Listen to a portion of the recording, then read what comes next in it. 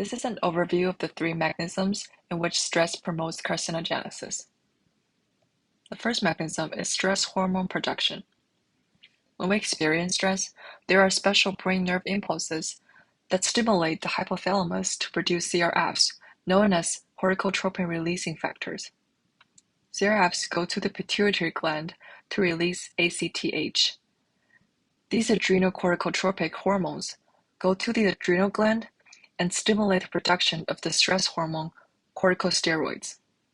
The connection between hypothalamus, pituitary gland, and adrenal gland is known as the HPA axis.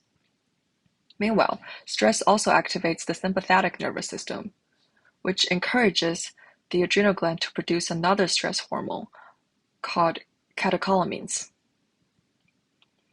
Among these different stress hormones, glucocorticoids, a type of corticosteroids, is especially problematic because of its ability to inhibit p53. p53 is a gene that helps our body against tumor formation.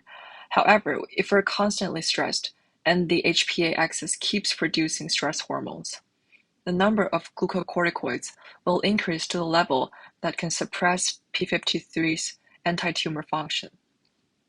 Catecholamines, at the same time, can go through beta-2 adrenergic receptors on the cell membrane and activate the CM protein kinase A signaling pathway. This activated CM-PKA pathway can trigger a series of reactions that lead to DNA damage and p53 degradation, which further contribute to cancer growth in our body. The second mechanism is inflammation activation. When there is an excess of stress hormones in our body, white blood cells will express pro-inflammatory genes and give rise to pro-inflammatory cytokines. These cytokines can help endothelial cells to transition into cancer cells.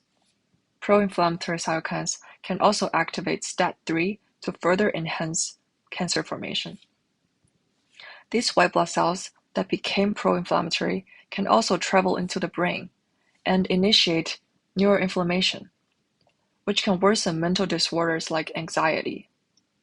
This means that now there's even more stress in our body. This is a vicious cycle. The more stress we have, the more stress hormones we produce, hence more opportunities for tumor growth. The third mechanism is immunity suppression.